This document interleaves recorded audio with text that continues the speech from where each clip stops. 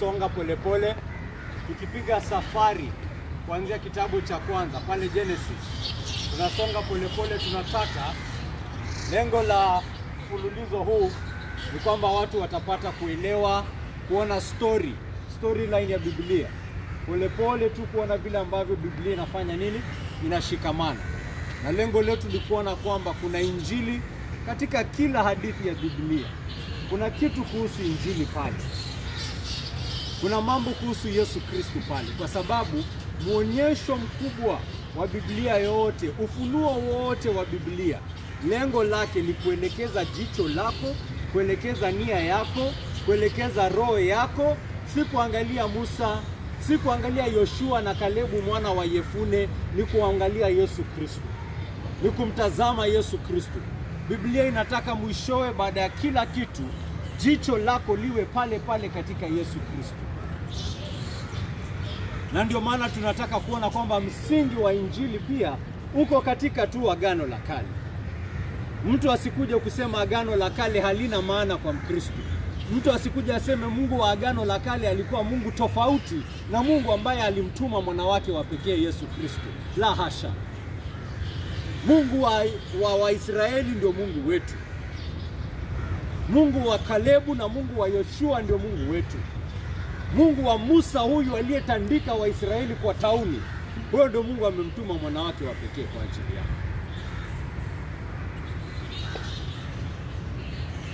Na kwa sasa pali tumefika, hata nikianza kusema tena ati wa Israeli wamenungunika na Mungu, hata watu hata ita make effect kwa roho za watu. Kuna watu wengine nikiwafunza mambo kama haya nasikia ni kama roho imekauka.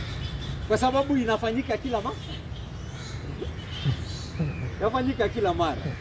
Ningekuwa ninapewa shilingi 10 kila mara Mwisraeli katika Biblia alikuwa ananungunika dhidi ya Mungu, ningekuwa nakaribia Bill Gates saa hii. Unajua Bill Gates? Unajua Bill Gates? Unajua Bill Gates? Elon Musk? Elon Musk umjua? Nani huyo? Bilionea. Bilionea fulani hapa wanataka kumlipa 1 trillion shillings, kampuni yake nataka kumlipa trilioni 1. 1 trillion US dollars. Wafanya nini na hiyo mali kaka?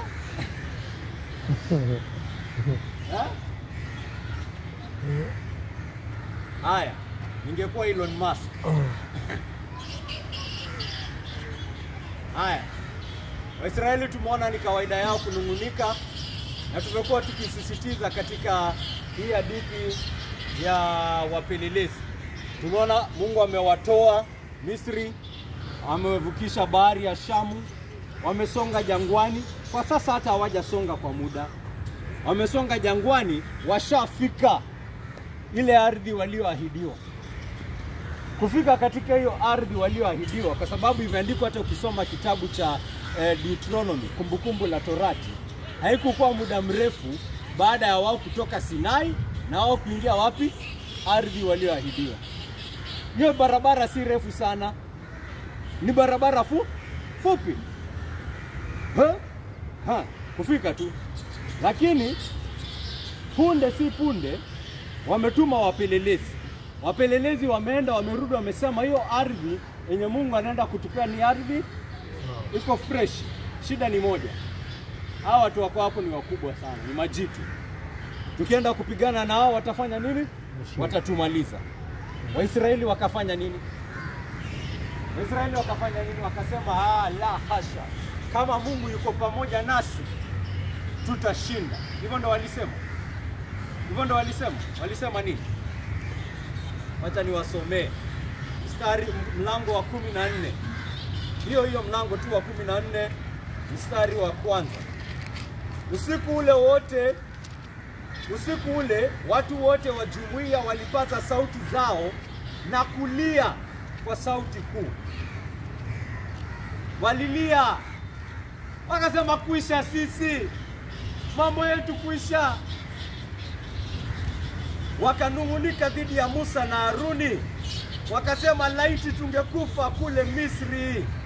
Afti tungekufa kule nchi ya Misri. Sasa mbona utulete hapa jangwani tukufe hapa? Kwa nini Bwana anatuleta katika nchi hii? Ili tufe kwa upanga. Wake wetu na watoto wetu watachukuliwa kama nyara. Je, isingekuwa bora kwetu kurudi Misri? Wakasemezana wao kwa wao, inatupasa kumchagua kiongozi na kurudi Misri. Asema ametuleta Misri, tukuje hapa ndio watoto wetu wachukuliwe wauliwe. Ndio watoto wetu wachukuliwe watekwe nyara. Wakuwe kidnapped, wengine hata ukianza kufikiria mambo ambao wanasema, yani hadi wanafanya nini? Wanalia machozi, wanamwagwa simanzi. Wanasema wai, Bwana ametuleta hapa tufanye nini ukai? Hao ndio Waisraeli for you. Hiyo ni milioni ngapi nimepata? Yaani milioni ngapi nimepata? Sasa hivi walikuwa kama watu 1600 wanaume.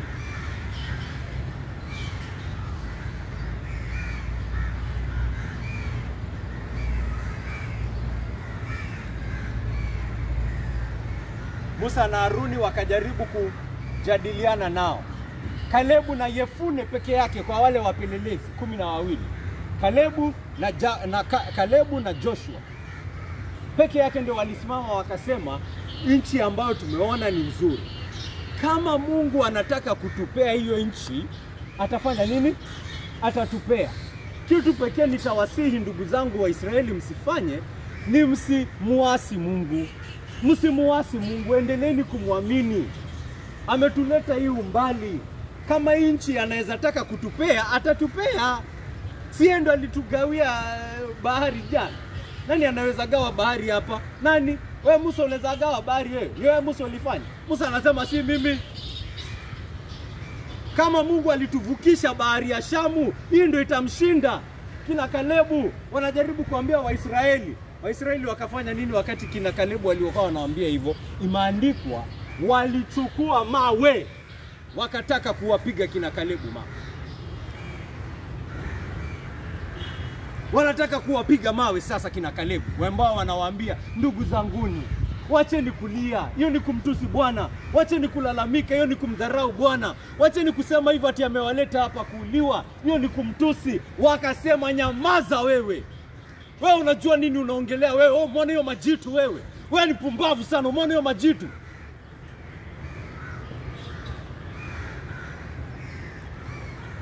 Nyamaza wewe Kalebu wewe, ama tutakupiga mawe wewe. Nilikuwa ni urongo. Hawakuona majitu.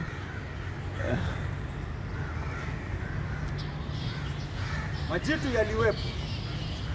Majitu yalikuwepo. Kitu ni, je, unamwamini Mungu anaweza kushinda majitu kwa ajili yako? Je, unaamini Mungu akisonga mbele yako una uwezo wa kushinda majitu?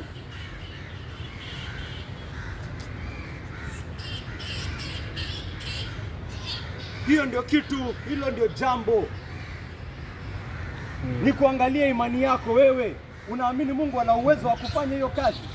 Unaamini ana nia ya kukufanyia hiyo kazi? Ndio maana Mungu anakasirika na hao watu. Wao wanasema aidha hana uwezo ama hataki. Ametuleta hapa ndio atuangalie tukiuliwa. Chagua kiongozi, wakasema chagua kiongozi. Chagua kiongozi aturudishe Misri. Si tunajua njia. Haki sasa watarudi aje? Watavuka bahari tena. Unaona upumbavu wa nini? Wa dhambi na kutomwamini Mungu. Lakini Musa akasimama. Mungu amekasirika sana na hao watu kwa sababu hii si mara ya kwanza, wala si mara ya pili, wala si ya tatu wao kufanya mambo kama hayo. Akasema hao watu watanidharau hadi watanidharau hadi lini? Yaani na hizo ishara zote nimefanya mbele yao, watanidharau hadi lini? Watanidharau hadi siku gani? Kwa hivyo nitafanya nini? Nitawaangamiza wote. Nitawamaliza wote. Na wale waliokuja wiki iliyopita ndio tukafanya haya mafunzo. Tunamuona Musa akija mbele ya Bwana akiomba, akimsihi Bwana kwa ajili ya hawa wenye dhambi, kwa ajili ya hawa wanataka kupiga mawe kina Kalebu, na amemsihi kwa njia ambayo tunaona anasihi utukufu wa Bwana, anasihi uaminifu wa Bwana, anasihi kwa njia ambayo inatuonyesha Mungu ameunganisha utukufu wa jina lake kabisa kabisa na wokovu wa hawa watu wa Israeli.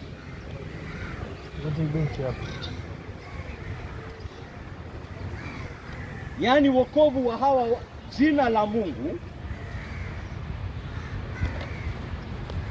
la Mungu limeshikamanishwa kabisa kabisa na wokovu wa hawa watu wa Israeli.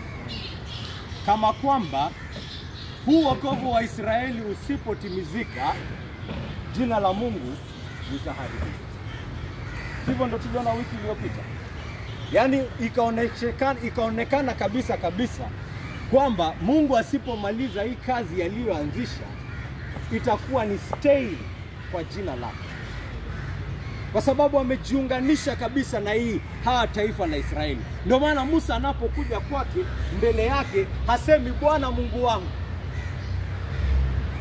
ni mara ya mwisho, hawatafanya tena, nitawaongelesha, nitawafanyisha discipleship, nitawapiga viboko na nitawafunza kwa nini hawafai kufanya hivyo, tupe one last chance.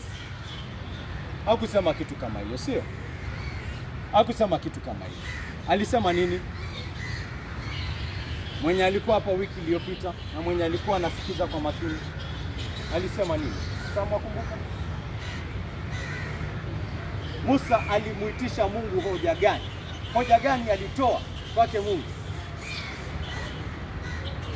Kama watu wanatarau kwamba Mungu hana uwezo kuwafikisha hata.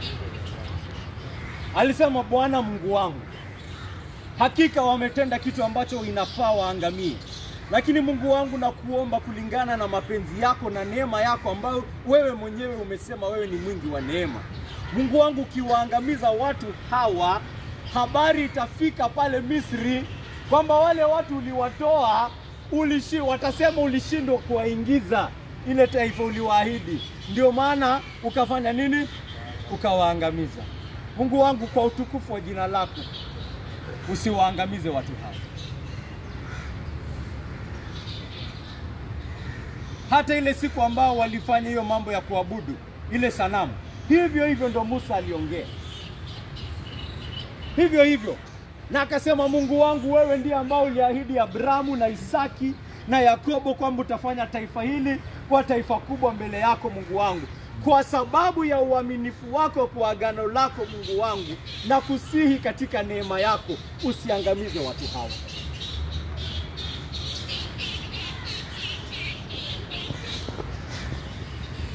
Anaitisha uaminifu wa Mungu. Uaminifu wa Mungu kwa agano lake. Anaitisha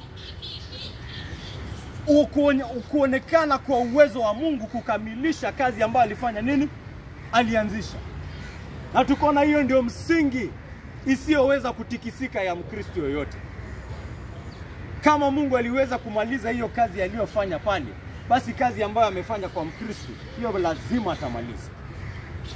Lazima atamaliza. Kwa sababu ulitolewa Misri kwa damu ya Yesu Kristo Mwenyezi. Damu ya mwana wa Mungu ndio bei ililipwa.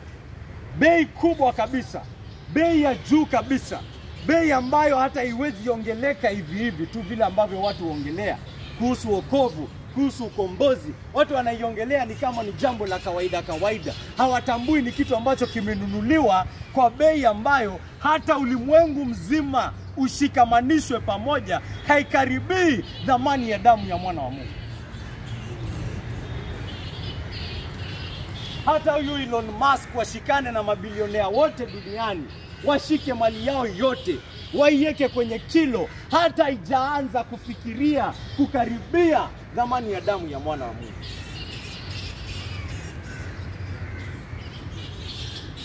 Na watu wako hapa tu wanaongea tu. Hakuna kitu kama kuokoka. Hawajui ni nini wanaongelelea. hawatambui ni nini wanasema. Wanasema, oh, mimi nimeokoka lakini siendangi church. Mimi nimeokoka lakini hii mambo ya... Do you know what you're saying? Unajua ni unaongelea nini wewe? Unajua ni damu gani hii unaongelelea ukianza kuongea mambo ya wokovu? Unajua ni fidia gani imelipwa ndio uweze kuongea mambo ya nimeokolewa kutoka dhambi zangu?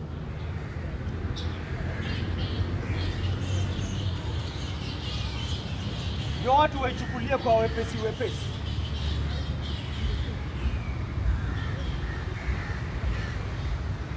Mungu ameshikamanisha utukufu wa jina lake na wokovu wa wateule wake. Kabisa kabisa.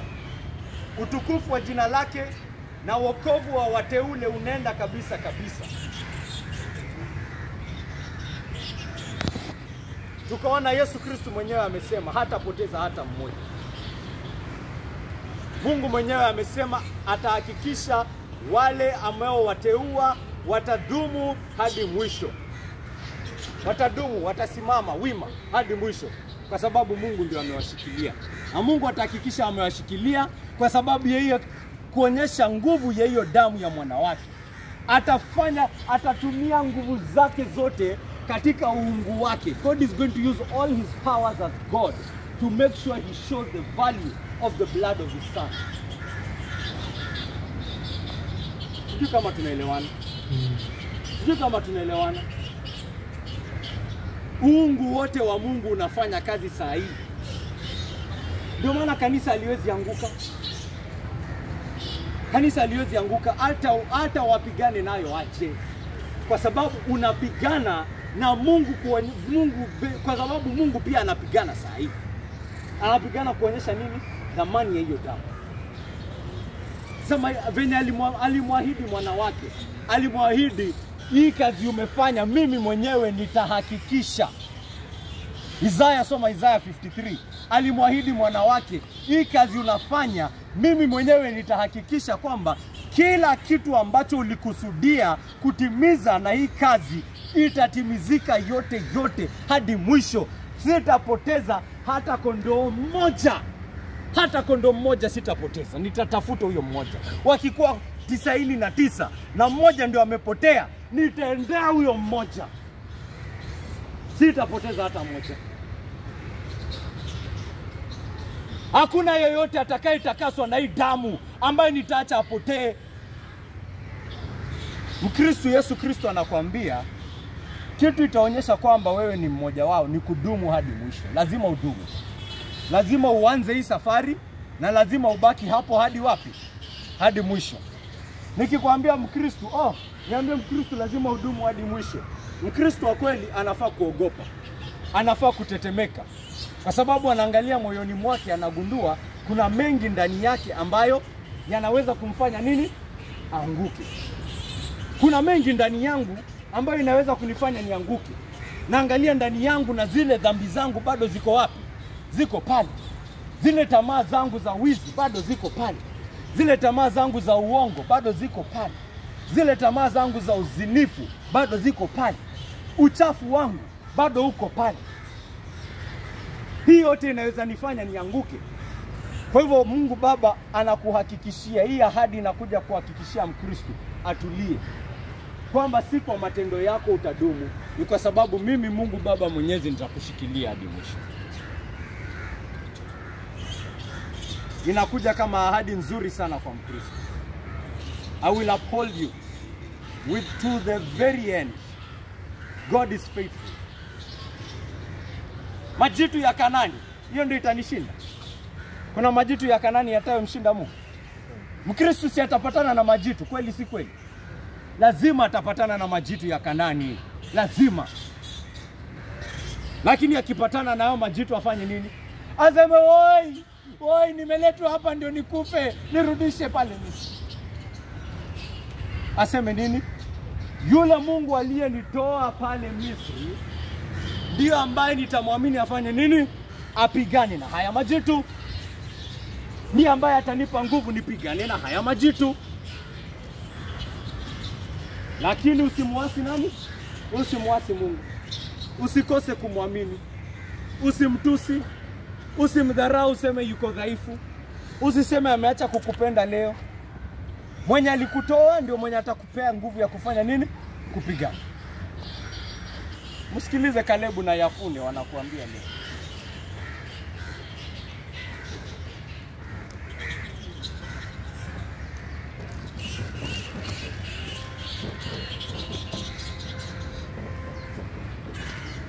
Bwana Yesu asifiwe. Amen. Asifiwe tena. Amen. Tukisoma kitabu cha Waebrania ambao mzee wangu alisoma hapa siku ya leo, tunaelezwa jambo fulani ambalo ni tamu zaidi, ambayo inaitwa ukuhani wa Yesu Kristo. Ni ofisi moja kubwa ya Yesu Kristo, the office of the high priest. Tunajua kuhani mkuu alikuwa afanya kazi gani? Liva. Kuhani mkuu alikuwa afanya kazi gani? Kuhani. Kwani ni? High priest. Kuhani alikuwa afanya kazi gani?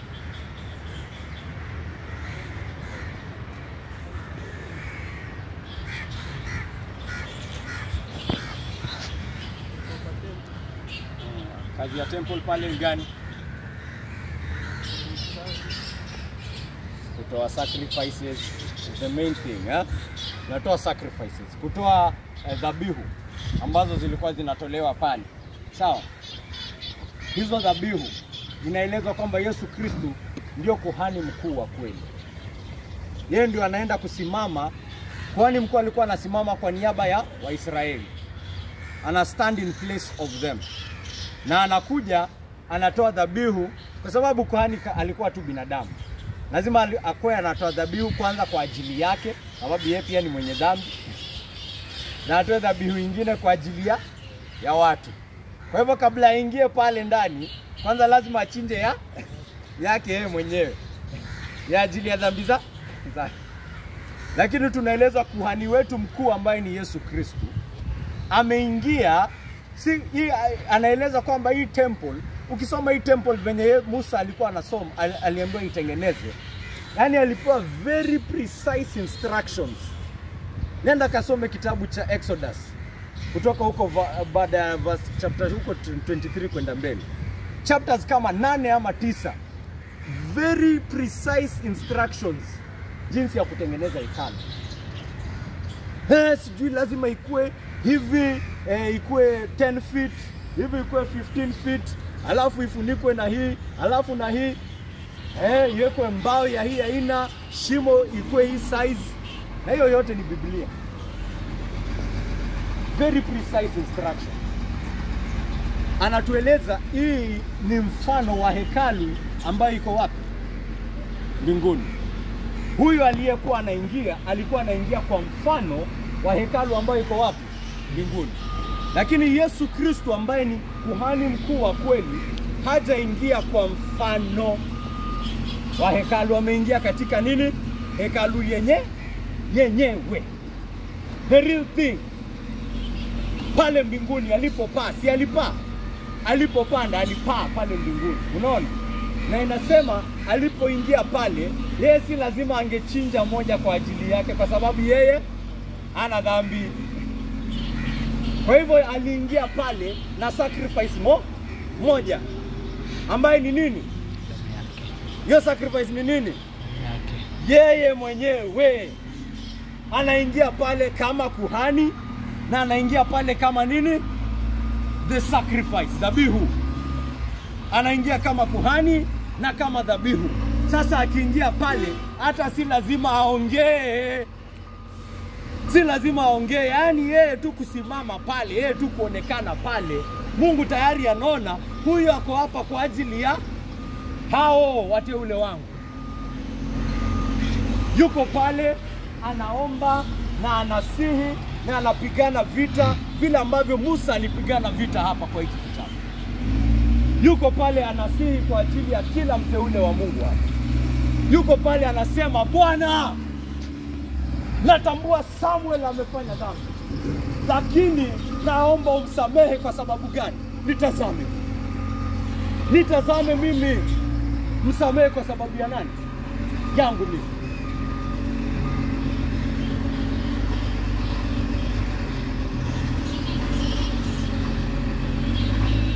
Natambua hiyo anguka. Natambua kazi imekuwa ngumu. Natambua imekuwa ngumu kuweka imani. Lakini naomba usimuache, mtie nguvu, mjaze na roho wako, mrudishe kwako. Kwa sababu gani? Tazama huu mkono. Tazama huu mkono baba.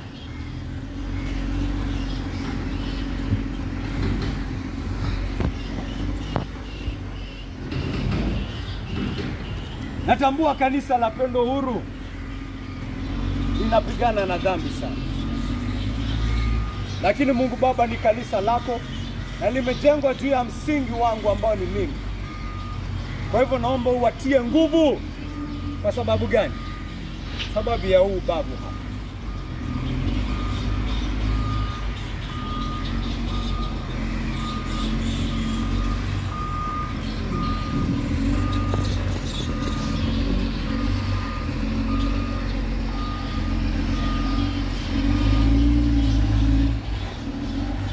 Lakini Musa yuko pale anaitisha Mungu kitu ambacho anajua kiwezi tikisika. Sasa mimi nakwambia tena, kuna mwingine sahihi ambaye anaomba jinsi ambavyo Musa aliomba, lakini ni bora kuliko Musa, ni mkubwa kuliko Musa, yuko juu ya Musa, na kitu ambacho anaitisha ni juu ya kitu ambacho Musa alikuwa anafanya nini? Anaitisha. Ujue basi katika hali yoyote ile, kama tuna huyu Yesu Kristo pale mbinguni anatuombea, anatuitishia, basi nini naweza kututikisa hapo duniani? Utajua katika hali yoyote, maadui wamenikujia, niko na Yesu ananiombea. Na ananiombea nini? Hiyo kitu ananiombea inaweza chafuka, inaweza haribika, inaweza oza. Basi ni kama niko na 24 hour guarantee. Nataka muone ukubwa wa wokovu wetu. Ujue hiyo wokovu inaendelea hadi wapi? Hadi saa hii ninapoongea. Hadi saa hii ninapoongea, Mwokozi wangu ananiombea. Ananiombea kwamba haya maneno ninayohubiri hapa yasiende bure. Ananiombea kwamba ile kazi tunayoifanya hapa, hata tunapoona na macho yetu, mimi nikiangalia na macho yangu, mtu anakuja na kuambia, hii kanisa lenu imekuwa bure kabisa, watu wameenda, mmepunguka. Mimi ninafunga macho na ninamwona Yesu pale akiomba kwa ajili ya Pendo Huru, na ninasema wacha hata ibaki mtu mmoja. So long as Jesus Christ is there praying for this ministry, I shall not be moved.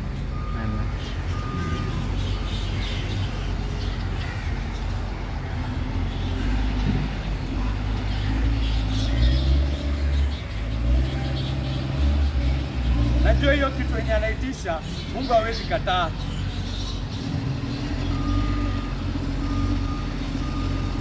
Wewe usilale, hiyo yote ilikuwa tu usilale. Hata ni kulala kweli imeleta hiyo utamu yote.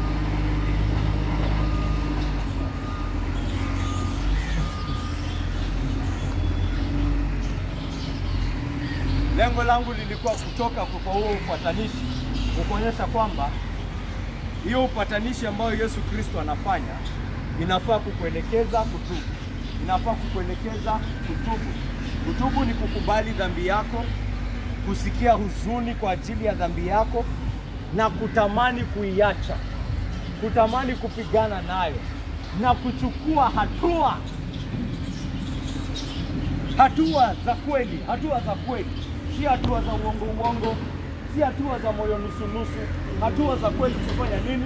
Kupigana na hiyo dhambi. Kuachana na hiyo dhambi. Kwa sababu umegundua hiyo ndio tuliweka Yesu msalabani. Neema ya Mungu, hata ahadi zake kama hizi ambazo ninawapea hapa, kwamba Yesu Kristo amesimama pale mbinguni anaomba kwa ajili ya wateule wake. Hili nafaa kukuelekeza kusema, kwa hivyo ananiombea saa hii. Na yenye ananiombea siwezi, ni kumaanisha siwezi anguka. Okay. Kwa hivyo nifanye nini? Wacha ni test nione. Wacha nione umbali gani anaweza nitoa. Wacha niende huko na huko nione kama atanitoa. Hivyo ndio inafaa kukuelekeza. Hiyo ndio kitu inakuelekeza hapo kweli. Yesu Kristo amekufa ili aweze kutoa dhabihu safi mbele ya Bwana, inayokubalika mbele ya Mungu. Ndio wewe useme, okay, very nice, very nice. Very nice. Sasa wacha niendelee basi. Amen. Hiyo ndio lengo ya Mungu. Hiyo ndio lengo ya Mungu kweli. Lengo ya Mungu ni gani? Neema za Mungu, rehema za Mungu, zote lengo yake ni kukuonyesha. Unaona kitu imehitaji kufanyika ili ukubalike na ili uendelee kukubalika. Unaona kitu bei kubwa imelipwa. Unaona fidia iliyolipwa. Unaiona? Unaona kitu kubwa ambayo imeweza lazima ingefanyika ndio uweze kusimama.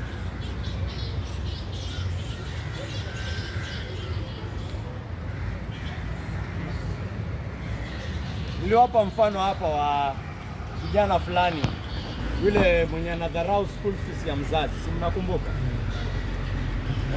Hata leo nipe ingine, wape ingine. Kijana ameshikwa nenda kuvuta bangi pale barabarani, kashikwa na mapolisi.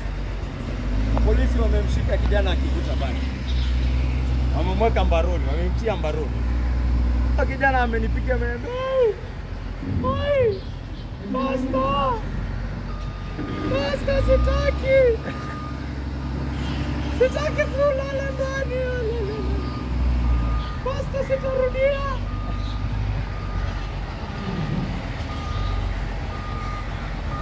Nikamwonea kijana huruma, sio? Nikaja kwake, polisi wakasema bail 10,000. Nikasema, hiyo pesa nyingi sana. Kamlipia kijana pengine hiyo 10,000. Sio? Afanye nini? Atolewe jela. Kijana atoke nje aseme, kumbe pastor ako na pesa. Kumbe pastor ako na pesa, si ndio? Kwa hivyo tufanye nini? Wacha tuone ako na pesa kiasi gani? Kiasi gani? Wacha niende nivute tena. Ashiko tena. Pastor! Pastor! Nimeshikwa tena. Nikuje mara ya pili nimtoe tena. Mara ya tatu nitakuja kutoa kijana kweli.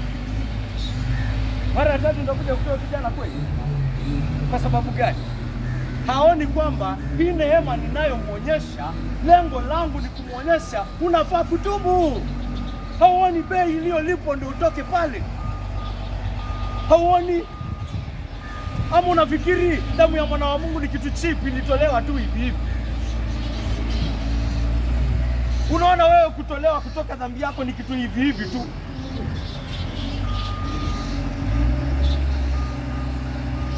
Ati nimetolewa kwa hivyo wacha niendelee ndio fanya nini? Ndio ni wewe unadharau juhudi zilizofanyika ili wewe utoke pale. Unazidharau. Sio ndio ulikuwa pale ukilia? Ama ulikuwa pale ukishukuru? Sio ulikuwa unalia? Ulikuwa unasema niokoe, ukaokolewa. Sasa unaokolewa unasema, kwa hivyo wacha nifanye nini? Nirudi ndio niokolewe tena.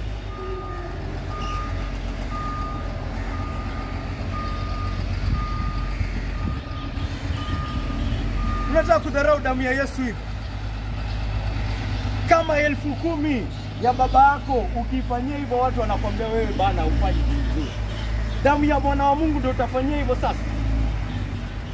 Damu ya mwana wa Mungu ndio utadharau hivyo sasa?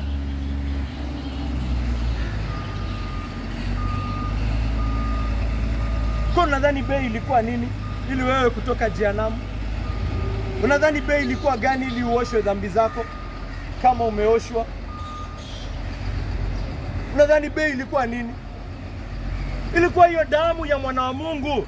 Ilimpasa ashuke, ilimpasa kujitolea kwa hiari yake, auliwe, achinjwe kama mwanakondoo, aibishwe pale, atusiwe, apigwe, atemewe mate, akejeliwe, ndio wewe uokolewe.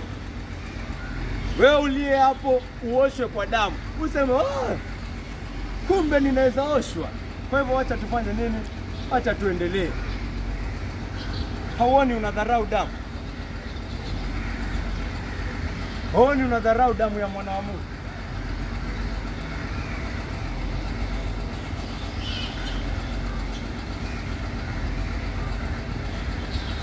Wacha hii hadithi iwe onyo kwako. Hii hadithi basi inasimama kama onyo, kwamba yeyote aonaye ishara za Bwana, aonaye nguvu za Bwana, aonaye utukufu wa Bwana na aidharau, ataadhibiwa. Adhabu ataipata.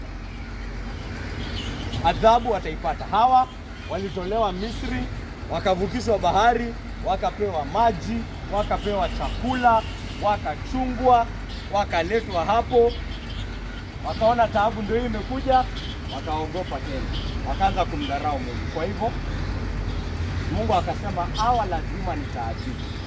Ndiyo, sitawaangamiza, lakini wacha nikuambie, hao wote wenye nilitoa Misri, wote watafanya nini? Wote watakufa jangwani. Hakuna hata mmoja ataingia. Nimewafanyia ishara mingi za kutosha. Nimewafanyia ishara mingi za kutosha, lakini bado wananidharau. Wanasema nimewaleta hapa ndio watoto wao watekwe nyara. Basi hao wote watakufa hapa hapa jangwani. Hao watoto wenye wanasema watatekwa nyara, hao ndio wataingia. Mungu amesema hivyo. Amesema hao watoto wenye wanasema tunaogopa watakufa, hao ndio wataingia. Lakini hao nasema hakuna mtu mwenye nimetoa Misri, hakuna mtu mwenye amevuka bahari ya Shamu, hakuna mtu ameona maji imetoka kwa jiwe, hakuna mtu mwenye ameona ishara zangu na akanidharau hivi ataingia. Hakuna. Kama ameona ishara yangu na amenidharau, wote watakufa hapa jangwani.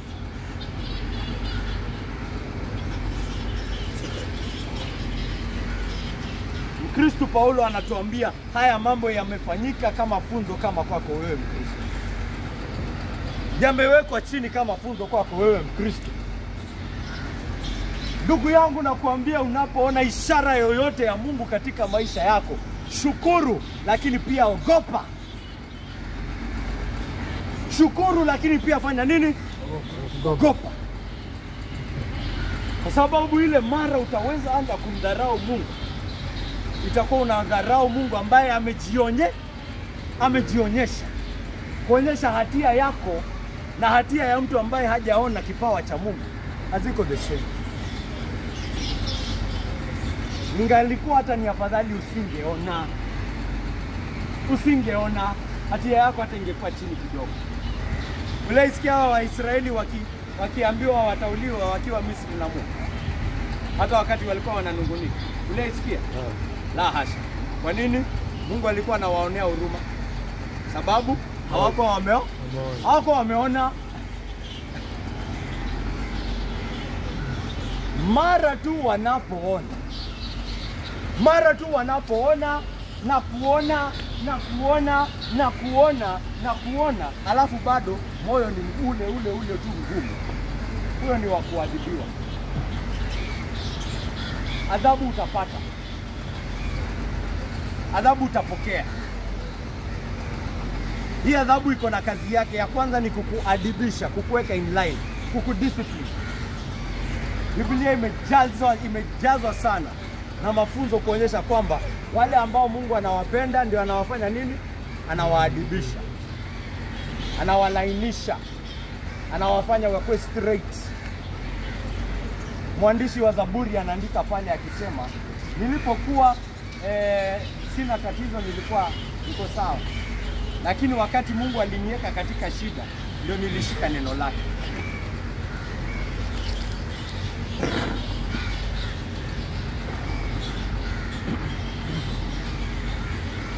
Biblia imejawa sana na verses mingi sana kuhakikisha Mungu analainisha watoto wake. Kwanza hata mwandishi wa kitabu cha Waibrania anasema kama Mungu wewe unatenda tu mashida, mambo inayofaa kuadhibiwa na uadhibishwi, hiyo ni kukuonyesha wewe si mtoto. Usaifurahia hiyo. Ati mimi naishingi tu kwa dhambi, lakini ni kama kwamba Mungu ananiacha tu niendelee katika dhambi. Hiyo ni kumaanisha wewe si mtoto wake. Mungu anapenda watoto wake. Na watoto wake huwa anawafanya nini? Anawalainisha. Amekuwa kwa mlevi hivi. Anaandika moja hivi anasema hiyo ulevi sitairudi. Mungu amemrudisha. Amepotea tena kwa wasichana. Kwenda pale pata ukimwi kidogo.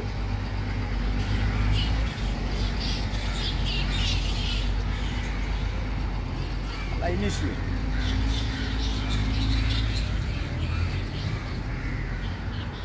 Mungu analainisha watoto wake. Hiyo mimi hata ninajua from experience. Hata mimi Mungu amenilainisha sana. Mara mingi nimekaa ni kama kwamba napotea. Mungu ananirudisha hivi. Haikuangi tamu. Wakati wa adhabu yenyewe haikuangi tamu. Wakati wa adhabu haikuangi tamu. Lakini ukitoka pale unasema nashukuru Mungu alifanya nini? Alinilainisha. Nashukuru alinirudisha. La sivyo ningefanya nini? Ningeendelea tu katika hiyo njia hivyo hadi mwisho. Mungu anaadibisha watoto wake. Anawafunza njia inayofaa na anawaonya. Anawaonya kuonyesha yeye ni nani. Anawaonya kuonyesha yeye ni nani. Kwani nimewarehemu hivi sana wakasahau mimi ni Mungu wa haki? Nimewarehemu sana hivi wakasahau mimi ni Mungu wa haki? Kuna hii hadithi ya wanafunzi walikuwa wamepewa homework. Wengine hawafanyangi homework yetu hapa. Profesa alikuwa anapeana, profesa fulani tuna watch anaitwa R.C. Sproul. Alisema alikuwa anapeana wanafunzi wake homework. Akawaambia hiyo homework inafaa kuisha by tarehe 10. Mwenye asipoleta by tarehe 10 fail. Full stop. Hakuna story. Usipoleta by tarehe 10. Kabika tarehe 10 na wanafunzi wawili hawajaleta. Wakasema nini hao wanafunzi wawili? Aki prof, sijui nini. Sijui nini. Nini sinajua stories za wanafunzi. Sijui na sasa hizo wamewapea hiyo homework kama mwezi mzima. Wakalia prof akasema nini? Haya basi. Nimekuongezea wiki moja. Hakikisha umemaliza, la sivyo tawafili. Wakahandi, ndio? Kapeana assignment nyingine ya tarehe 30. Sema by tarehe 30 usipo handi ni assignment nini? Fail. Kafika tarehe 30. Out of the 30 people in class, sasa si wawili. Wangapi hawajamaliza? Sasa ni wa 10. Sasa wamekuwa wangapi? 10. Prof nini? Prof akasema haya nimeongezea wiki moja. Usipoleta wiki moja nini? Na fail. Wiki moja nini wameleta sawa. Haya, final exam.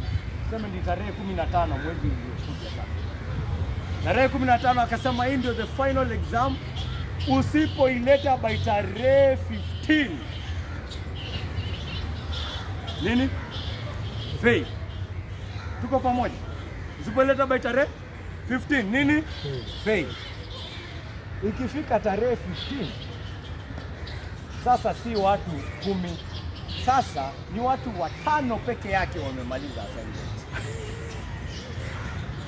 Sasa ni wangapi? 5 peke yake.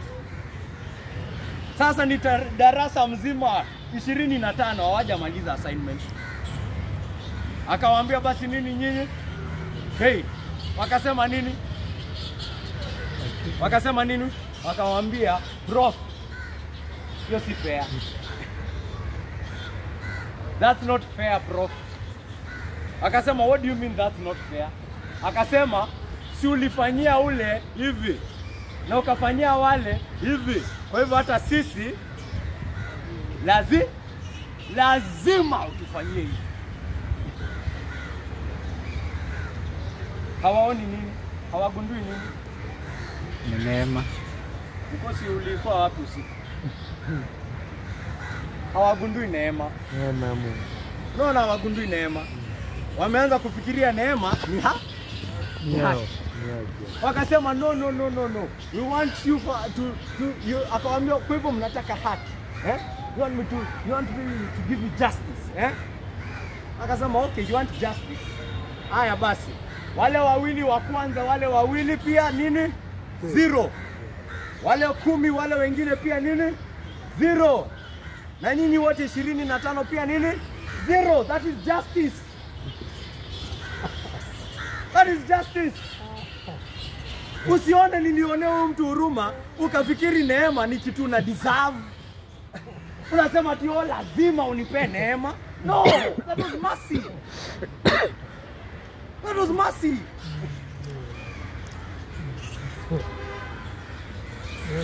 That was mercy. Watu wananeemishwa, wanarehemishwa, wanafika mahali wanaanza kufikiria rehema ni kitu ya lazima uturehemu. Usipoturehemu umetukosea, wewe ni mbaya.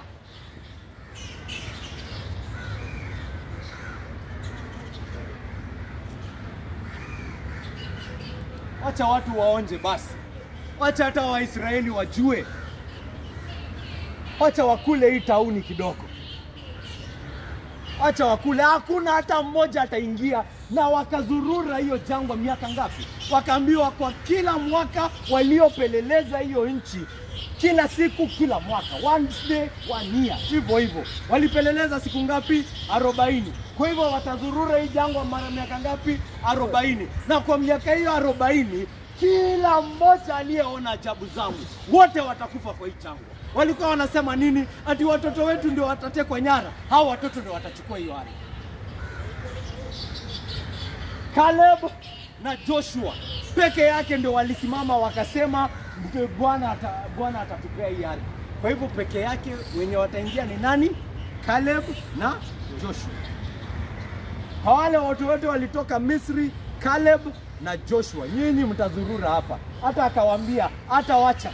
Enda, rudi. Ukisoma Deuteronomy chapter 2, inaandikwa then we turned around and started walking back towards the Red Sea. Wameanza kurudi barabara ya kurudi wapi? Bahari ya Shamu. Going back sasa in reverse. Very sad. Very heartbreaking. Mulikuwa mnaenda kuingia, sasa mnaambiwa rudini hivyo. Na mnarudi hivyo mzurure miaka 40, mtapelekwa tu in circles around the jungle. Hadi kila mmoja wenu afanye nini? Akufa. Kakaangu, Mungu si mtu wa kuchezea. Usione tu umepewa neema hapa, usione umerehemishwa hapa, ufikiri hii ni rehema ni kitu ya kuchezea. Usione umenehemishwa hapa ufikiri ni kitu ya kuchezea. Kwanza zile onyo kalikali za Biblia nakwambia ni zinakuja kwa Wakristo. Mimi nakwambia sijaona onyo kalikali kama zile zinakuja kwa Wakristo.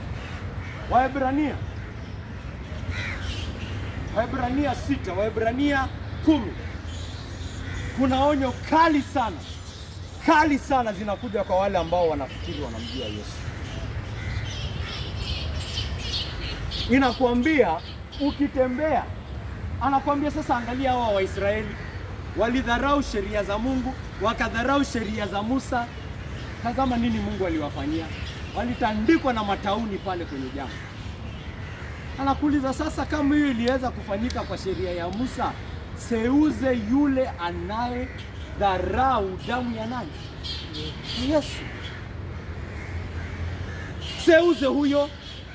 Kama mwenye anadharau tu sheria Mungu ameangusha pale Sinai, anaweza fanyiwa hivyo. Na huyu mwenye anadharau damu ya Yesu ambayo ametakaswa unayo, nini itamfanyikia huyo? Roho Mtakatifu anasema hata hatutaki, hata usitaki hata kuimagine what deserves to happen to such an one.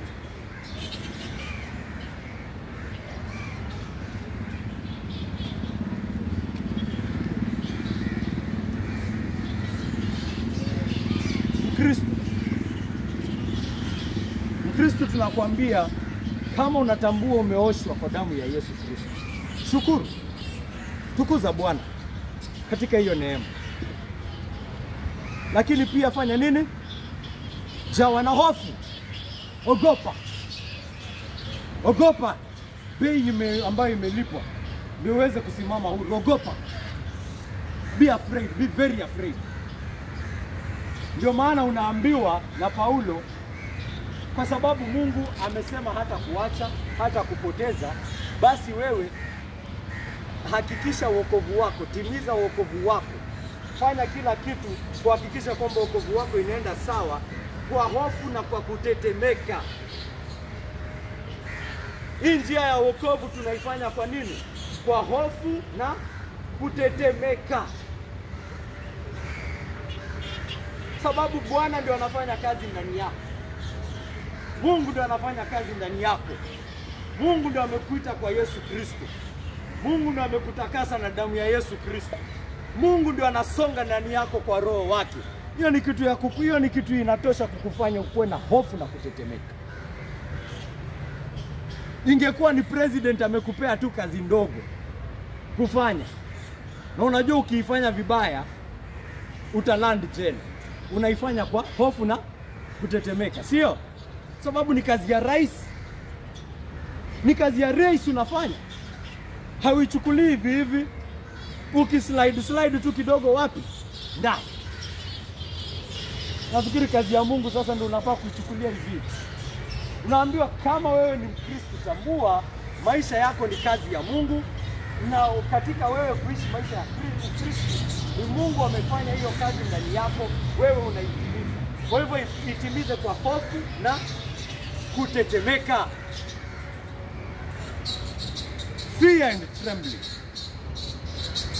Fear and trembling. Fear and trembling. Wengine wanachukua Ukristo kama kitu si tumeokolewa, tuko sawa. Si amesema hatutaipotea. Kwa hivyo twende tukalali. Mungu amesema kazi alianzisha atamaliza. Nataka usikie hii hadithi kutoka hao Waisraeli. Hii hadithi kutoka kwa Israeli kwa onyo kwako. Kama hao walipigwa tauni kakangu, wewe katika kudharau damu ya mwana wa Mungu, mimi sijui nini itakutendekea wewe.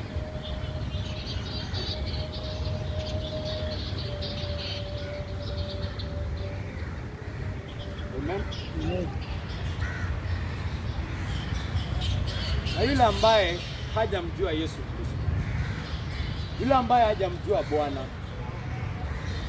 ambaye hajaonja hii damu ikitakaswa katika roho yake, na umeketi hapa miongoni mwetu, natumai kwamba umekuwa ukifuatilia mahubiri haya, uone mambo ambayo Petro husema.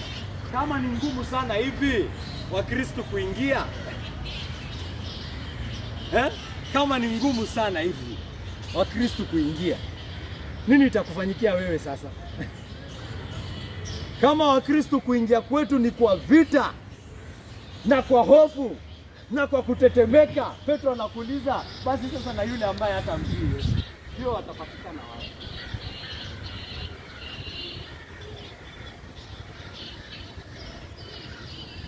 Tangu wewe ogopa hata zaidi sasa. Wewe ogopa hata zaidi. Na hofu yako naomba itakuendesha utoroke kutoka kwa chochote ambacho umeweka imani yako. Uje kwa Bwana na neema yake ambayo ametuonyesha katika Yesu Kristo pale msalabani. Amina. Amen. Mwamini.